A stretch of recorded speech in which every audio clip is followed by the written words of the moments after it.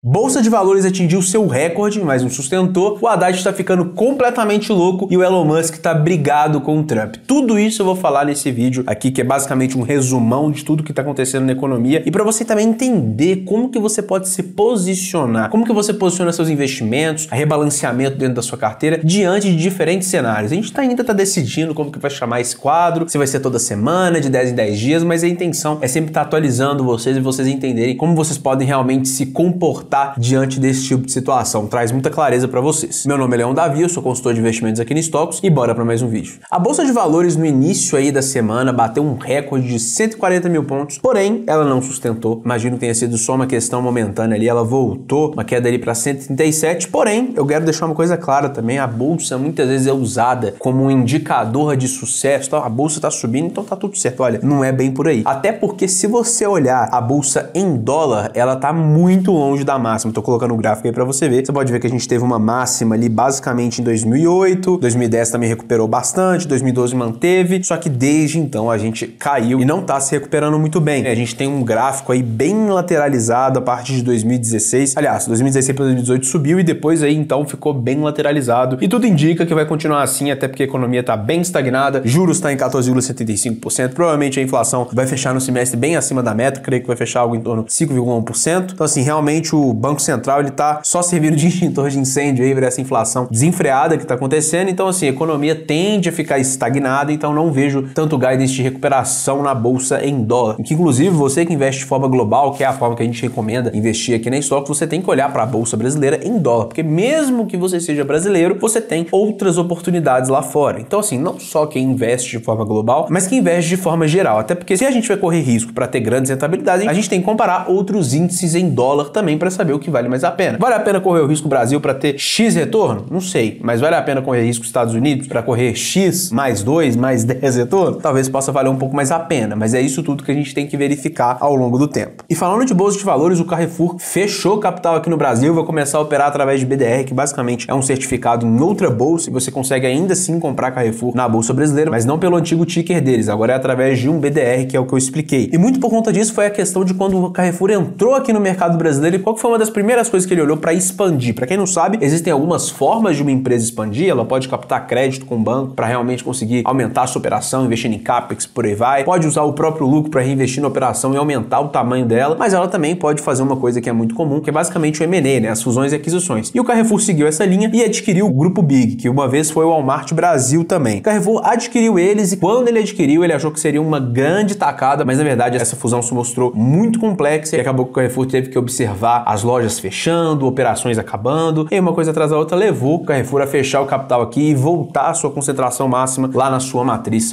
francesa. Além disso, a Azul, empresa muito famosa aqui no Brasil, foi excluída de todos os índices da bolsa. Por que isso está acontecendo? Basicamente, eles estão em recuperação judicial e estão querendo resolver a questão deles, que eles têm mais de 2 bilhões de dólares em dívida. Então, acredito que eles vão tentar resolver essa questão através da recuperação também para conseguir se reconsolidar dentro do mercado brasileiro e recuperar o espaço de mercado que uma vez eles tinham muito mais presença nisso, e também recuperar a saúde financeira da empresa para continuar conseguindo crescer e aumentar a operação. E quando a gente fala de Brasil, a gente não pode deixar de falar da situação fiscal do país, inclusive divulgaram um dado recentemente que você precisa de 150 dias trabalhando só para pagar imposto. Então o Haddad deve pensar nisso e falar assim, ó, então tem mais uns 200 dias ainda para eu poder taxar a galera e fazer que eles continuem pagando imposto, né? Tem um gap ainda faltando. E além disso, do fato que o Brasil você precisa trabalhar esses todos os dias só para pagar imposto, o Brasil lidera o ranking do país que menos devolve os impostos para a população. Ou seja, é o trabalho completo. É um dos países com a maior carga tributária do mundo, mas é um dos países que menos devolve imposto. Então assim, pode ver que não faz sentido nenhum, né? E o Haddad ainda tem coragem de falar que existe uma caixa preta de 800 bilhões de reais em renúncias fiscais. E assim, Haddad, pelo amor de Deus, né? O problema não é arrecadação. Arrecadar, vocês estão arrecadando direitinho, até porque se tem uma coisa que no Brasil funciona muito bem é a justiça na hora de punir quem não paga imposto pro governo. Mas não é problema que tá faltando 800 bilhões para orçamento, não. O negócio é que vocês arrecadam demais, vocês não entregam esse dinheiro de volta, que é o que esse ranking mostra pra gente. Então, basicamente, a gente paga muito imposto e não tem isso de volta. Até porque, assim, a gente vê isso aí no dia a dia, né? Comenta aí se você tem condição, né? Eu quero ver quem tem um pouco mais de dinheiro, tem condição de assinar esse tipo de coisa. Assim, a pessoa tem a opção de ter um plano de saúde. Ela fala assim, não,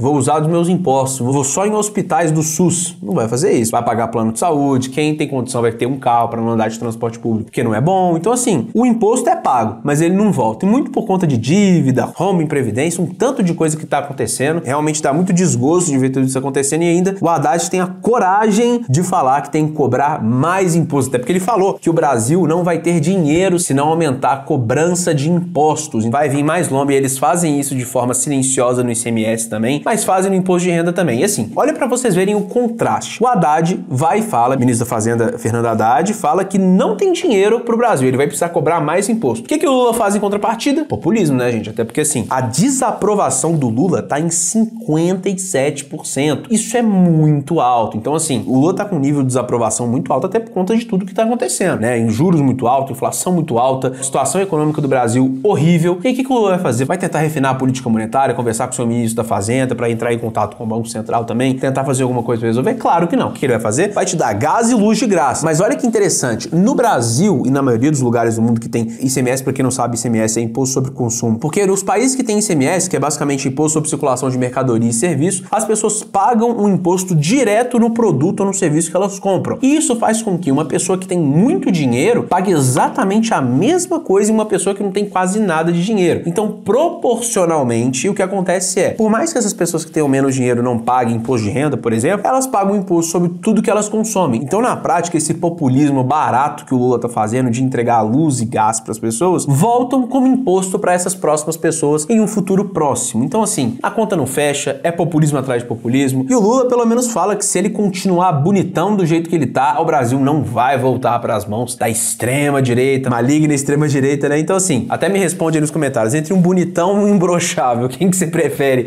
aí no comando do país? Isso aqui é um pouquinho mais de suco do Brasil, né, gente? Então, basicamente, a gente tem um ministro da Fazenda falando que não tem dinheiro pra nada, e o Lula ao mesmo tempo usando mais e mais dinheiro público pra tentar se reeleger, e aí fica desbalanceado completamente, a gente já sabe quem que vai pagar a conta disso, e também, assim, vai ser dinheiro jogado fora de qualquer forma, porque, assim, já seria de qualquer forma, porém, com 57% de desaprovação, realmente é muito difícil que o Lula ganhe uma próxima eleição, então, basicamente, ele só vai usar esse dinheiro pra poder falar que ele fez alguma coisa pelo pobre, como ele sempre fala, ai, que eu sou pai dos pobres. Realmente, Hello, você tem um papel, assim, excelente em manter os pobres pobres. Você consegue fazer isso com uma excelência absurda. Realmente é muito admirável esse papel que você faz aqui no Brasil. Você e o Fernando Haddad, que inclusive a gente já pode chamar ele aqui de Fernando Taxade, né? Porque assim, é taxa atrás de taxa, imposto atrás de imposto. Mais uma vez, lembrando aquela questão do IOF, cara, quase quebrou uma indústria inteira por causa de um IOF para atingir meta de arrecadação. E aí a gente fica aqui, trouxa, pagando imposto, não recebe o imposto de volta. Como vocês viram, o Brasil lidera os rankings de menos devolução de imposto para a população e assim fica muito complicado de seguir. Mas o mercado privado segue salvando o Brasil também, como sempre. E assim, agora falando para os mais ricos aqui, a XP e a Visa lançaram um cartão fodão, agora um cartão parrudo, chamado XP Visa Infinity Privilege. Então assim, um cartão muito top, onde ele vai ter um concierge robusto, ele é para private banking, então geralmente pessoas que têm 10 milhões a mais, porém esse já vem bem claro, é um XP Visa Infinity Privilege para quem tem acima de 30 milhões, já tá longe ou perto disso aí. Comenta aí embaixo para você saber. O bom é que se você tiver o XP Infinity Privilege, você pode ganhar 2,5% de cashback ou ganhar 4,5 pontos a cada dólar gasto. Ou seja, você pode pagar essa conta de imposto que o Lula e o Haddad estão fazendo, mas receber 2,5% de investback. É uma coisa boa para pagar esse tipo de rombo. E inclusive, falando aqui para vocês, nós aqui da Stocks atendemos os clientes. Atualmente temos parceria com o BTG, com a XP, com o Inter e outras instituições, mas até lembrando que nós não somos uma assessoria de investimentos. Eu já peguei alguns comentários da galera perguntando sobre assessoria, às vezes a pessoa confunde, tá tudo bem, mas nós somos uma consultoria, nós não temos vínculo com nenhuma instituição. Se você chegar para mim e falar assim, olha, eu quero ser atendido no banco XYZ, eu te atendo no banco XYZ. A consultoria, como o próprio pronome fala, gira muito mais em torno de um trabalho consultivo, tá bom? E inclusive, se vocês quiserem um vídeo falando sobre os melhores cartões que tem no mercado, hoje em dia, qualquer pessoa que tem pelo menos uma quantidade de dinheiro aplicada ou uma boa relação com o banco, consegue cartões excelentes que pode fazer vocês pouparem muito dinheiro. Então, se você quer um vídeo falando dos melhores cartões de crédito do mercado hoje, desde o que atende as pessoas que têm menos dinheiro, até os que atendem os super ricos, como esse aqui, por exemplo, que atendem só pessoas que têm acima de 30 milhões de reais investidos com a XP, eu posso trazer aqui para vocês. Comenta aí embaixo se vocês querem. Passando para os Estados Unidos, que mais uma vez falando, tá passando por um momento conturbado, tá passando por um momento de muita taxa, muito problema. O Elon Musk pulou fora do Doge, que é basicamente o departamento que ele tinha entrado lá, onde ele tinha prometido uma economia de 2 trilhões de dólares, mas não conseguiu nem isso, ele não conseguiu nem 10%. Ele sai com uma economia de 175 bilhões de dólares, que é muita coisa, coisa, porém saiu aí antes da hora e vou te explicar um pouco por quê, né? Só pra deixar claro, o Elon Musk já teria que sair, é um cargo temporário, porém ele trocou algumas farpas, chegou a chamar um assessor do Donald Trump de imbecil na época do Liberation Day, ele não ficou nada feliz com aquele tarifaço do Trump, então assim, ele já ia sair, mas saiu em um clima não muito amigável, inclusive até chamou um projeto do Trump de repugnante, então assim, a relação ficou bem desgastada entre os dois, a relação foi esfriando e agora ele deixa esse cargo no governo e até tweetou falando que não aguentava mais ao sair, então assim, uma instabilidade nos Estados Unidos realmente acontecendo, Elon Musk também quis pular fora da administração que ele tinha em relação ao governo e realmente pulou fora. E além disso, o Trump assinou um decreto onde ele dobra as tarifas dos Estados Unidos sobre alumínio e aço. E aí a gente tem um problema aqui, que isso afeta muito o Brasil, você sabia disso? O Brasil é o segundo maior fornecedor de aço para o mercado americano, só perdendo para o Canadá. Então o Brasil já exportou mais de 4,1 milhões de toneladas em 2024. E agora a gente teve um aumento de 50% nas tarifas. Isso pode afetar muito o Brasil, pode afetar empresas que trabalham nessa área também na questão de exportação. E assim, vai ser um problema que a gente tem que lidar. E agora vem a pergunta final. Tá, Leon, e agora? O que eu faço? Você me contou algumas coisas boas, majoritariamente ruins, até porque